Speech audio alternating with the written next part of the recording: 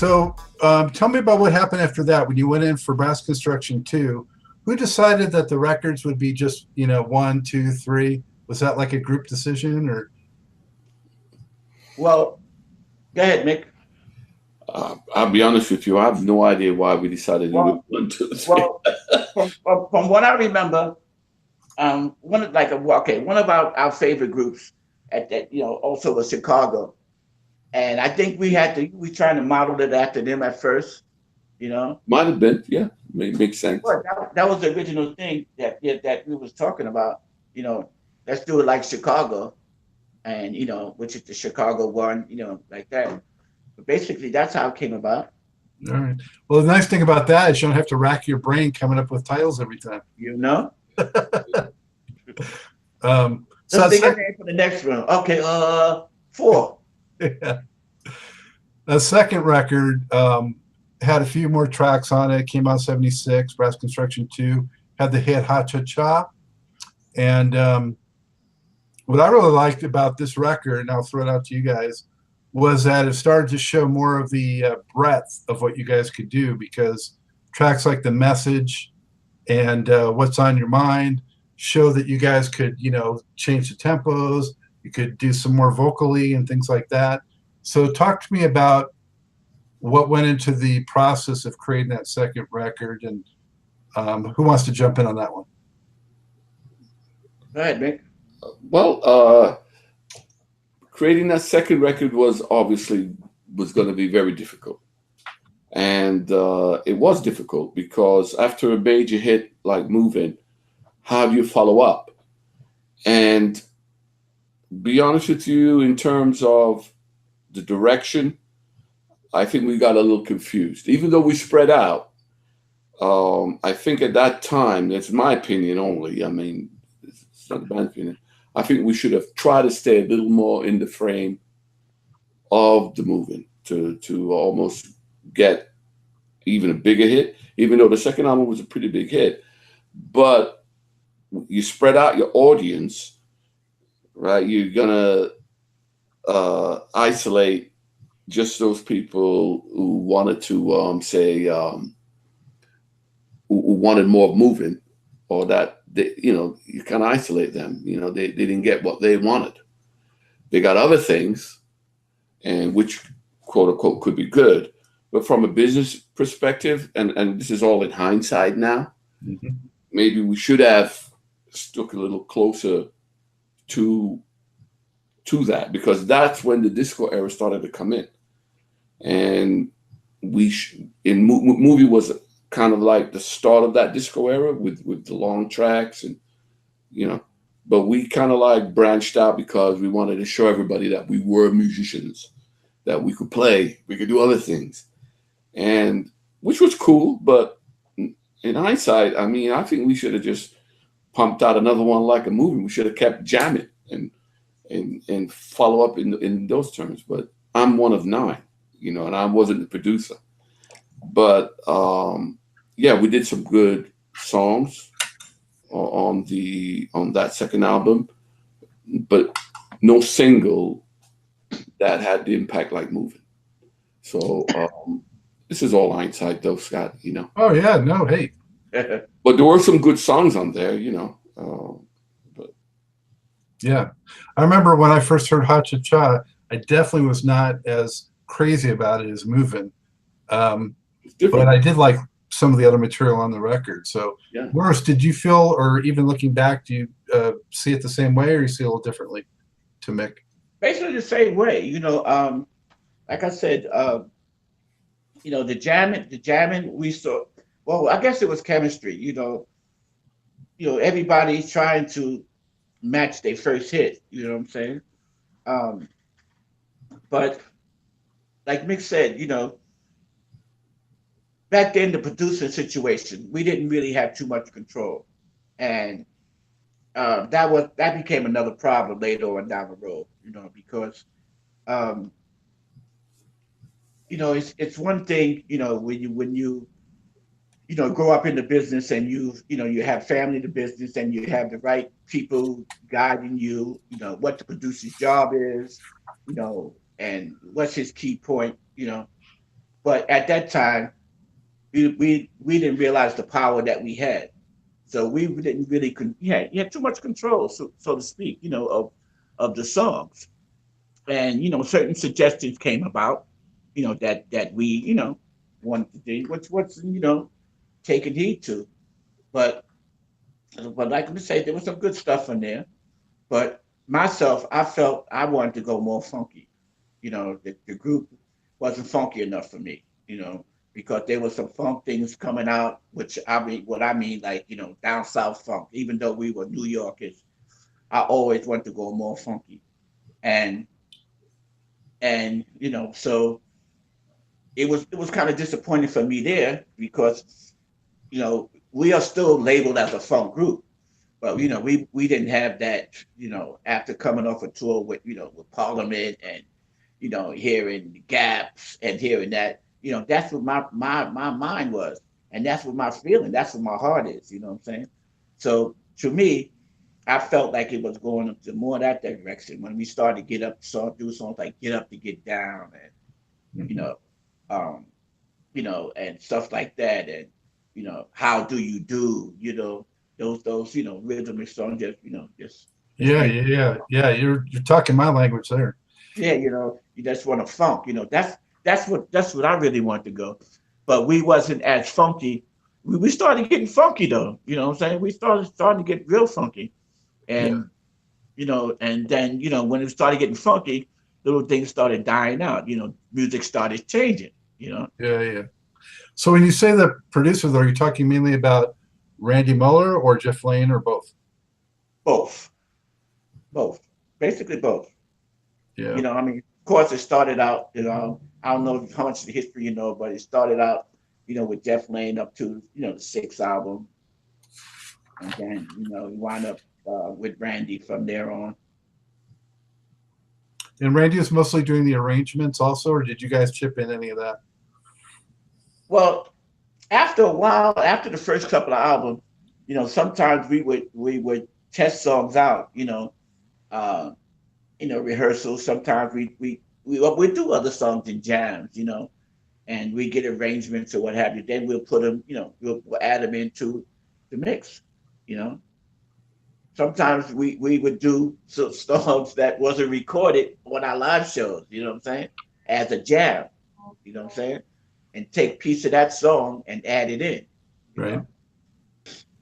So, guys, the third record, Brass Construction 3 in 1977, that track Love You was one of my favorite Brass Construction songs. I don't know how you guys feel about that, but man, it was so catchy and infectious. When I first heard it, I thought it was going to be a really big hit. I thought it was going to be a bigger hit than it even was. I'm not sure why it didn't cross over and become a super big hit, but it certainly got a lot of radio play in Los Angeles where I grew up.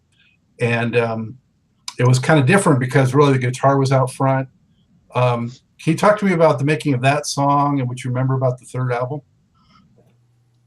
Go ahead, Vic. I don't remember. I just remember that was one of my favorite songs also. So Yeah. You're talking about Oh Yes We Love You, right? Yeah. Scooby-Doo, Scooby-Doo. Scooby-Doo, Scooby-Doo. Okay, Love You. Okay, because there's about 3 songs we love. I want to make sure. Songs. Yeah, that's one of our favorite songs, and pretty much we always use that song sometimes for our hunk call. It's one of the songs that Joe Wong pretty much came up with some phenomenal guitar playing on that song, and one of the solos he did. And yeah, it got a lot of pop play. And again, how the music business is funny. I mean, we gained some pop fans, but then we lost some funk fans from that song. That song is funky, I got to tell you. Yeah. And we play that song to this day. It's always been on our repertoire when we do shows. So that tells you that, we did 10 studio albums, so that's a lot of songs. And that we always play that song on live shows.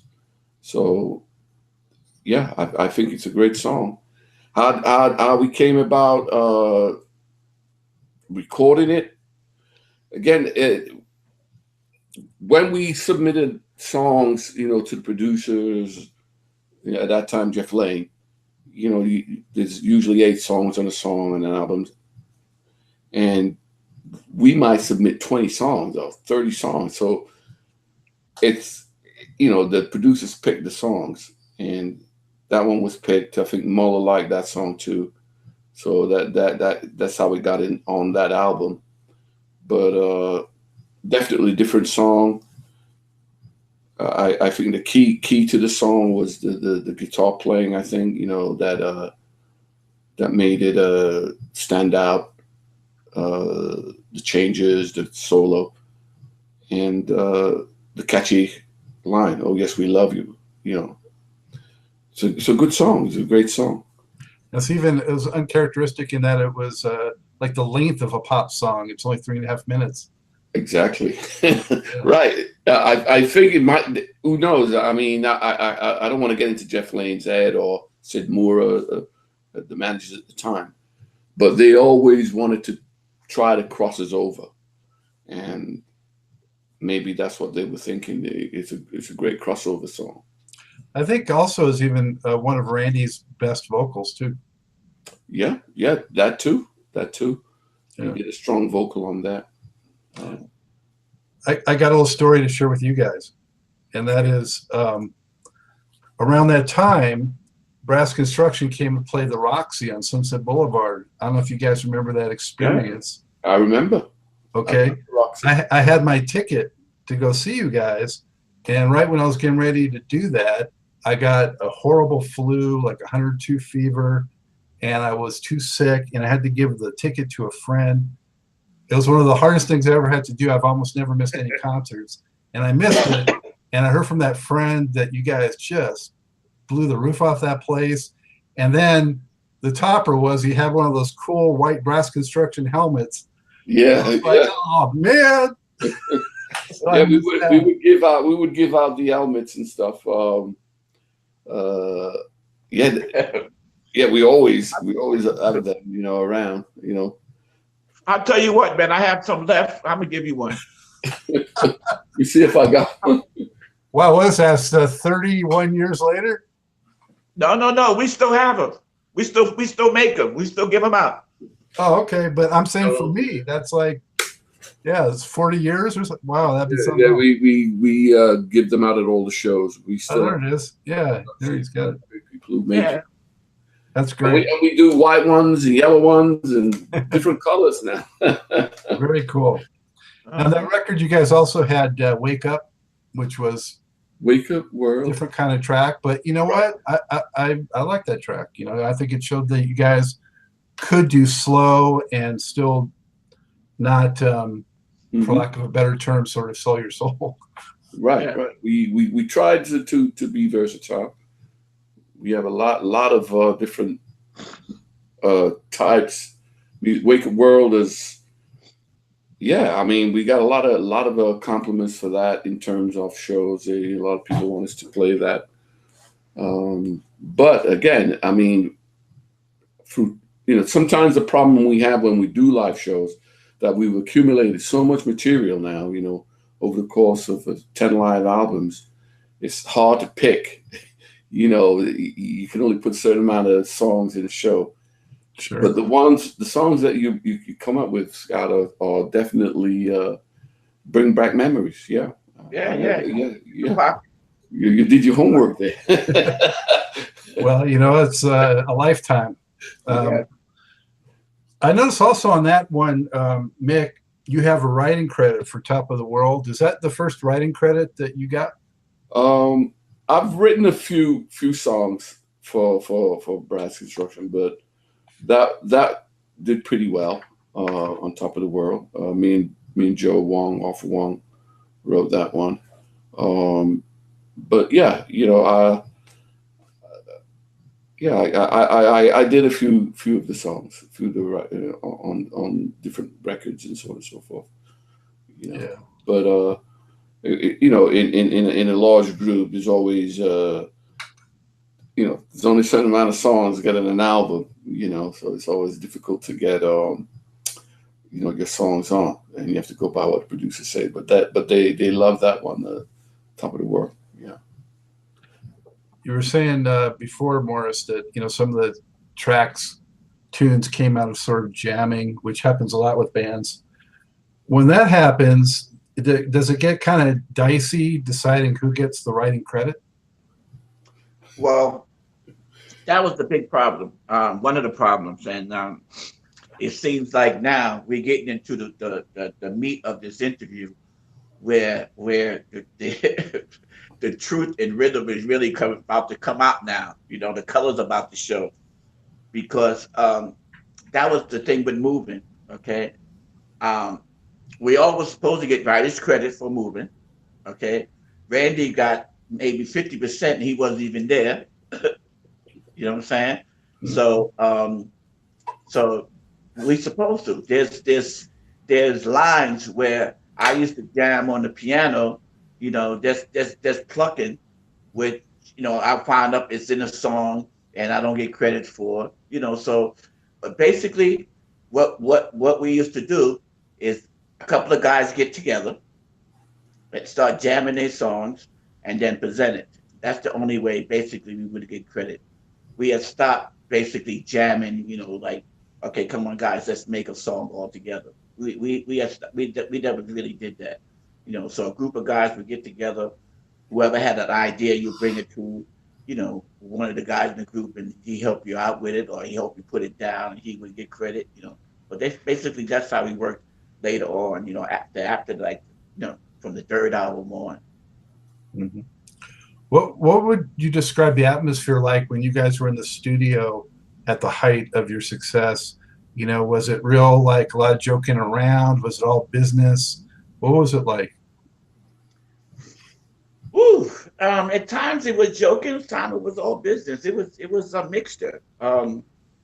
We just became ourselves. We were just ourselves. Myself, I wasn't used to, know what you're supposed to act like in the studio, because basically the only other really professional studio I was in was BT Express, and it was basically just like ours. Jeff Lane was in charge, and he was a clown at times. You know what I'm saying? So he was a jokester. So but it was fun. It was fun. In the beginning, it was fun. Like I said, you're about to get to the meat of it, but All right, let's keep going. So Brass Construction 4 in '78, Get Up was a cool track on that one. How do you feel about that record? Did you feel it was up to the level of what had preceded it, or what happened around that time, '78? Are you talking about Get Up to Get Down? Well, the titles, I get mixed up. Me too. Get Up to Get Down was on 5. There was just a song called Get Up on 4. Get Up. It was the first track. Let your body move. Is it that one? Yeah, I think it's that one probably. Let's get dancing. Okay, yeah, because again, there's some of the songs, the titles are similar. On 4, Brass Construction 4. Yeah, to me, I felt like 4 wasn't quite as strong as the other 3. Yeah, on Brass Construction, after the third album, it started to change a little in the way that we would record. Like the first 3 albums or so, in the old days, we would all get together, we would jam, we would kind of like, shoot ideas off each other.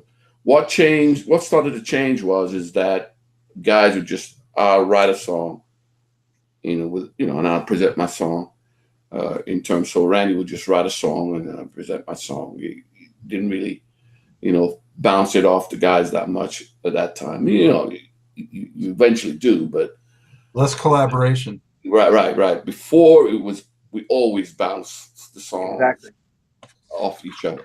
What do you think? Let's take this out. So that's how it used to be done. It was like a very democratic type of band. But then it started to get more, well, I'm going to do it like this, and this is my way, and that was it. So that's where I think that some of the tension started.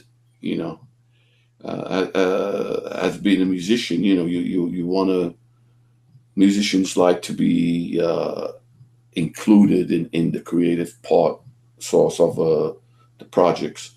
And then once you're kind of like isolated out, you feel a little down on that, So I think that's what started to happen. And when we were at 4 now, right? Around Yeah. yeah. Funny thing is, I felt like 5 bounced you guys back a little bit, because Okay. 5 and 79 had Right Place and Get Up to Get Down. Those were a couple of pretty strong tracks, I thought. Right. Yeah. But like with Right Place, I mean, me and Wade, quote unquote, wrote that. But again, the guys helped us with that because we jammed on that. Exactly. Right, we jammed on it, and we threw the ideas back and forth. And then it seems like the hits, is when everybody, what made you feel good was when everybody, we'll say everybody, when somebody put together an idea and then we just build on top of it, that's the way. Is basically our forte. Like, changing the subject a minute, we have about 25 tunes now that we did democratically. Talk about the new brass, after, the revive and thing, and those songs are great. And I still listen to them, and they are funk. Scott, when you hear them, I know you like the funk. They are funky. And then they got a little class to them. I mean, definitely unique stuff, unique funk. And till this day, I haven't heard nothing on the radio like that. I listen back to old songs of groups, when I'm reminiscing. I still can't hear nothing like it. I said, well, maybe if I think back, how you create a song and you say, well, wow, does that sound like anybody? Where did I get that idea from? And then you think back, or somebody hear it and they say, you know what? That reminds me of an old, Blood, Sweat. They only found the old Cool in the Gang. That reminds me of an old comedy. Nothing. So if my friends, they hear it, it don't remind them of nothing. They say, man, that's some new funk. And that's the type of stuff that we have, you know what I'm saying?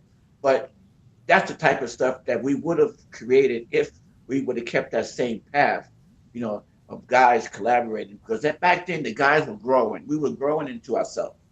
Some guys, okay, I admit there was seasoned, which I wasn't. I was just finding myself. And then once I started finding myself, I knew where my feeling was. And then I started, creating. But the thing about it, you couldn't really bring in, guys, of course, writing and having your album, your song on the album was 2 things. Number 1, money.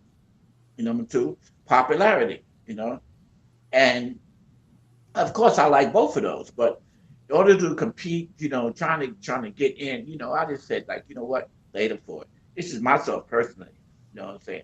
Later for it. And I wouldn't contribute unless asked, you know what I'm saying? And I kind of backed down because myself, I didn't like what was going on. I didn't like the vibe, after a while of what was going on. So I just stood away basically and played and did my part, and my forte was basically on the stage. I let loose there. Well, speaking of the stage, at that time, at this point, you guys were at the height of brass construction, late 70s, early 80s. What was the stage show like for the band at that point? Did you have much choreography?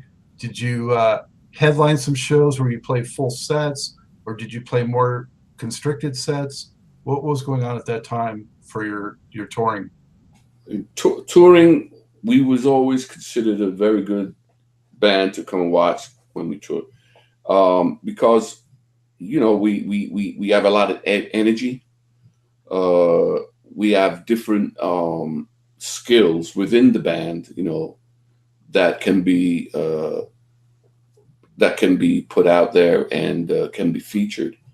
Guitar playing, keyboard playing, street funk, and then all of a sudden we could go jazz, or we could go Caribbean calypso style, or we could go boom ballad. So we were very versatile in our shows, and yeah, we headlined some big shows, especially in Europe. where whenever we go, we usually always was the headliner. And when we played, we played some big festivals. Back in those days, Glastonbury Festival, 20, 30,000 people. We've played we played a lot of big concerts, big shows all over in the United States. We did them all in Apollo, Madison Square Garden, in your town in California. We did Oakland at that time, Coliseum. Some of these places I don't think they're up anymore. We did Oakland, we did big shows in LA. But again, usually we get great reviews from our shows. So we've always had that going for us, that when audiences come out to see us play, they will enjoy the show. Well, let me add something to that. Well, Scott, let me tell you, just like I was saying about the songs and the jamming, and what made, and contributing with each members of the band really made it. Make us kind of be a little modest, but you tell you something. Back then, nothing could stop our stage show. I think we had one of the hottest shows. And to think about it, we never had a choreographer, and we never, I hate to even say this on air, but we never had a practice choreograph. But we were so choreographed and tight. What we would do is like everything else, what made us. We would jam, so to speak, choreography on stage. I would look at Mick, and he would do a step. If I liked it, I would do that step. Jesse would do that step. And first of all, we were touring so much that if we did a change of step in a show that day before, we had it tight the next day, like it was choreographed, like we went to rehearsal. You know what I'm saying? So that's what created us. Mick would do a step, and I liked it, and I added a little step to it, and then it became a spin. So we knew at that time, at that bar, after those two beats, we're gonna spin right there, and we would spin, and that made it, and it was unique. We knew that at this bar we would jump. Like I said, no practice. It was something that we made up on stage, and which became part of the show. Each night we add a little something, So each night could be different. Yeah. By year 2, I'm not one to brag like that, but let me tell you something. We were tight. And if you watch some of the Soul Train, right, which we was constricted with Soul Train, we had to go by, how they tape Soul Train with the record, and they want you to do this, and you're not really playing live. So we was tight. But you see that was just a little taste of the stuff that we used to do. We used to do flips and all kinds of stuff, which guys wasn't doing back then. It was organized but unorganized, what I'm saying? Because each night we may do something different. Sometimes I get on top of the speaker. I want to jump off the speaker. So we put that in the show, what I'm saying? We had a part, where Randy, he fell on the floor. We put that in the part, what I'm saying? It was almost like the 5 Heartbeats, we had a fight. We put that in the show, So it was that type of thing. We just added as we went along. And like spontaneity. Yeah. Imagine that nowadays. You don't see it. Yeah. But again, just to finish up with that, again, we had individual soloists who could come out and do their things. Joe Wong was a great guitar player, soloist. Randy Muller, would come out and do different things on his flute. You get to the point where he would actually play a bottle, like a Coke bottle, like a flute, and a lot of little things. Jesse Ward would do some magic stuff. He was into magic, and he would flip fire and this and take. We had some stuff going on. Primitive, but it worked. We had flash boxes. Back in the days, he was. We gave a good show, and we still do a good show. Is there a show or an experience from the road from back in the day that you can share with us that really is something that's an amazing memory? I'd like to hear from each of you on that one. So who wants to jump in first with a road memory? Oh man, good or bad? Good or bad, you know? Well, my memory is this. It shows you how, about we're young guys, we're horse playing around. We have a show with Parliament Funkadelics. Me and Joe Wong. Joe Wong was a guitar player, and we are horse playing around. So we started to arm wrestle, and I'm pretty strong, like I said, I was a musician. We're arm wrestling, and he's going at it. He's going at it. Let me just put in. This is an hour before the show. Hour before the show, bam! I broke his arm. He's the guitar player. So you can imagine, right? So what the heck we got to do now? But at that time, we adjust. But at that time, the roadie used to be with us. One of our road managers, Tony McConnell. He used to be one of the musicians who used to hang out with us at the basement, like I was telling you earlier on in the interview. From the neighborhood, he used to want to play with us and blah blah blah. So he knew everything we did. So, but he was our roadie, so we put him in, and he looked just like Joe. Nobody knew the difference. Wow. But, same haircut, the same space.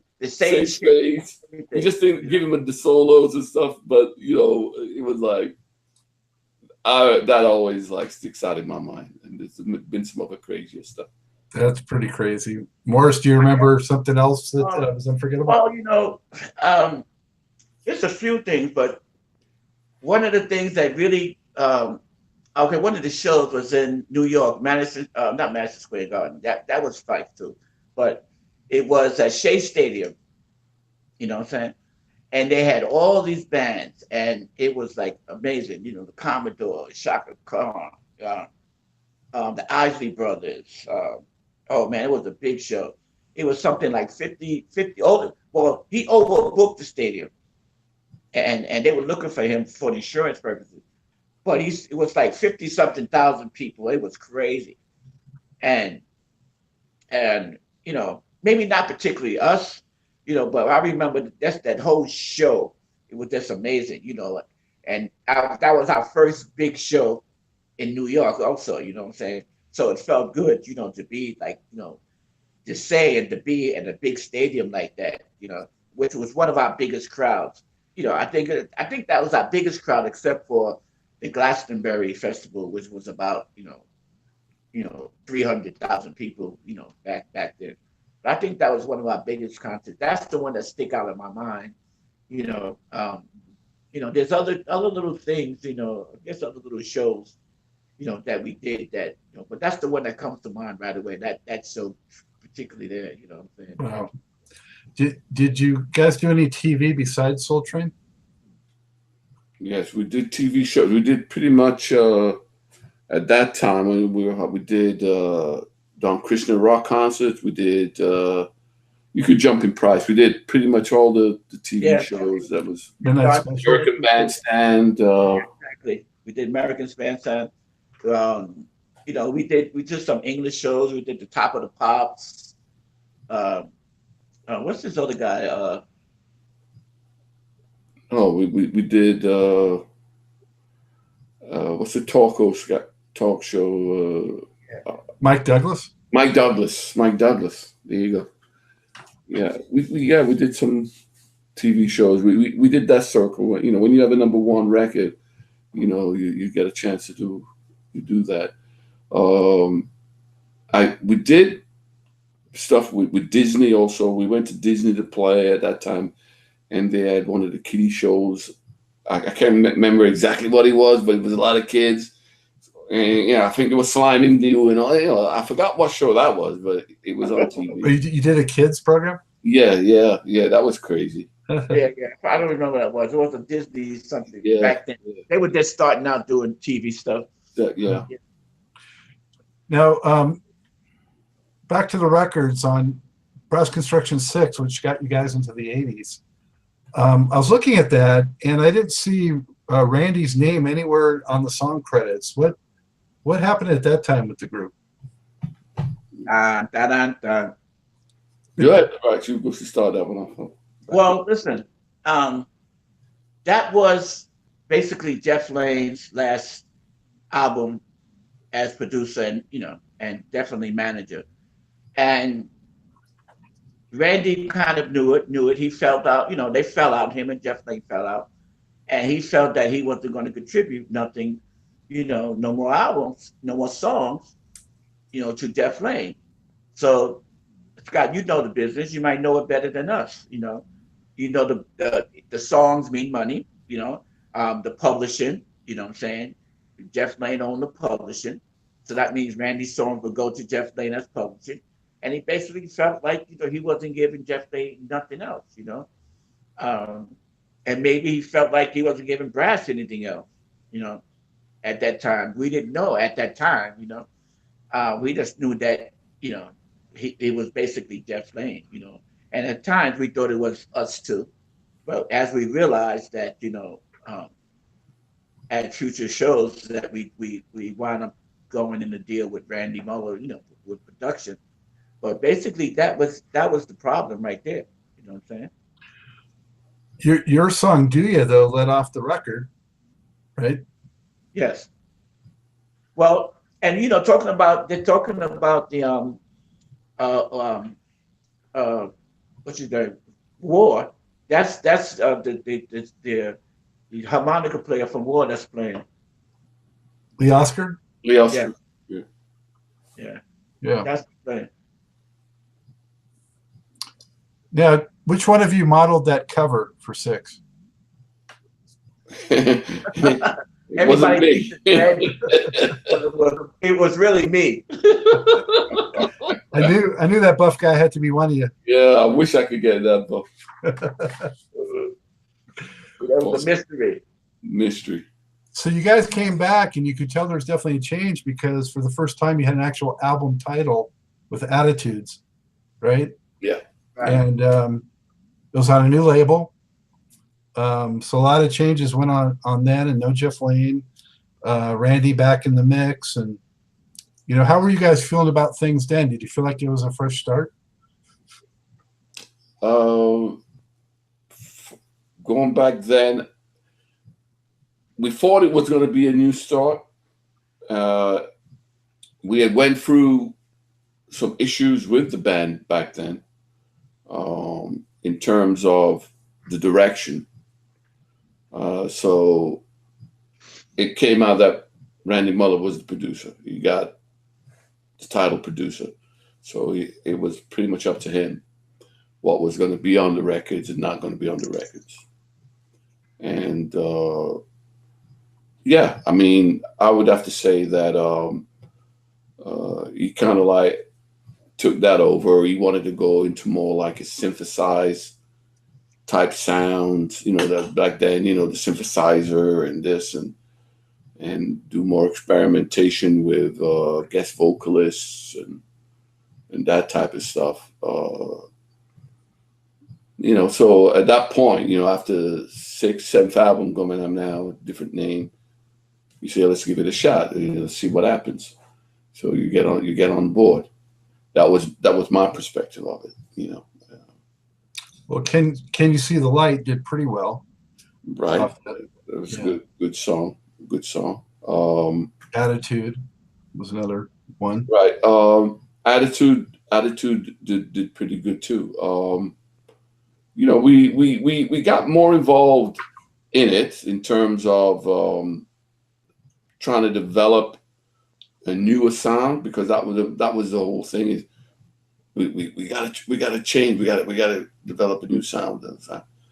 So again, I out of that bunch there, those are the two songs I like from that album.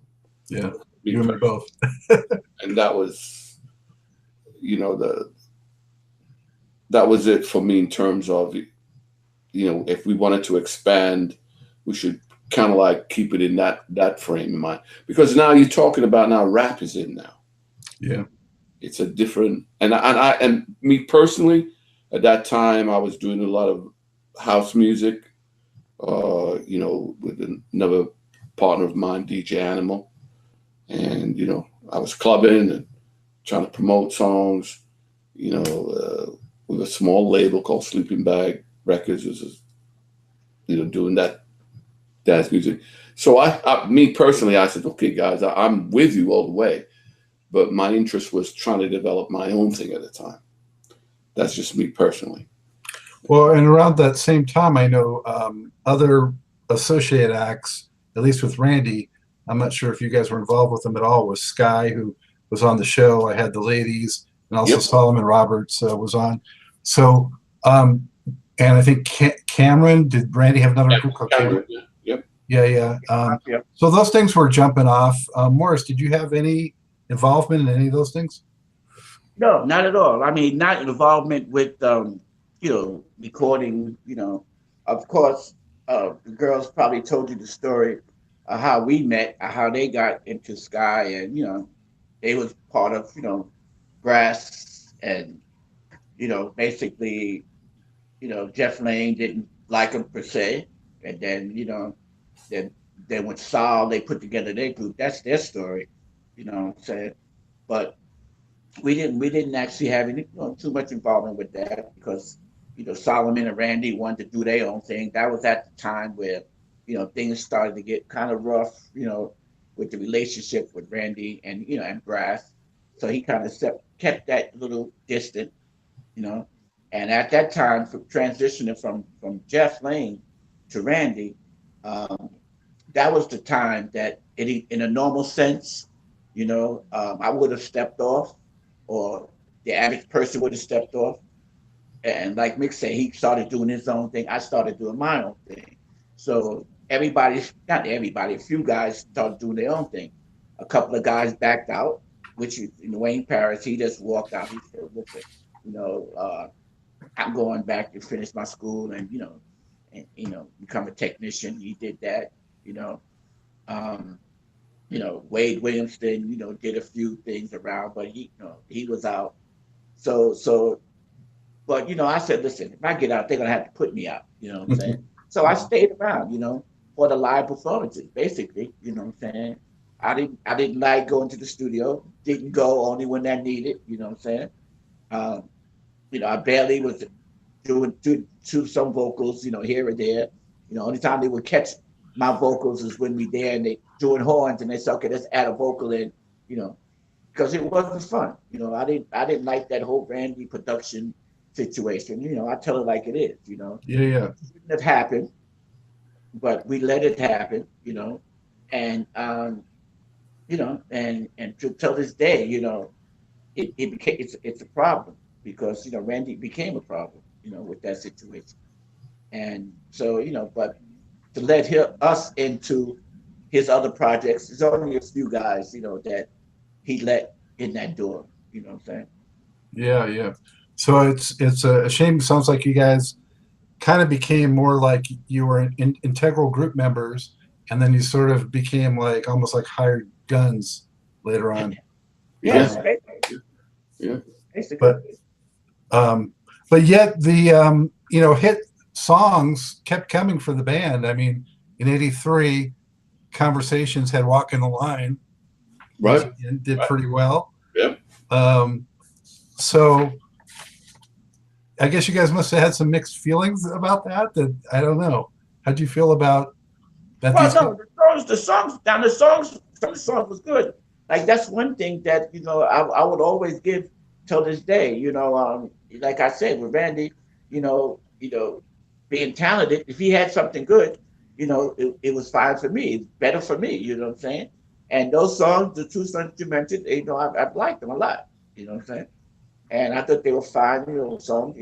Just one of the better songs, on the album. But it was fun.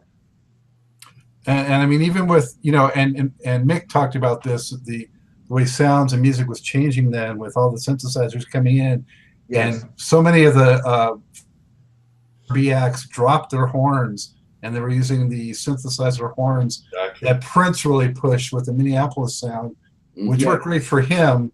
But I hated to see the horns go on, almost all of the funk bands dropping the horns. So to be still coming up with like funky hit songs into the mid '80s was not very common. And even with Renegades, you guys had Partyline. Yep. So somehow, by hook or by crook, you're still getting hit songs and staying, on the charts and on the radio. We hung in there.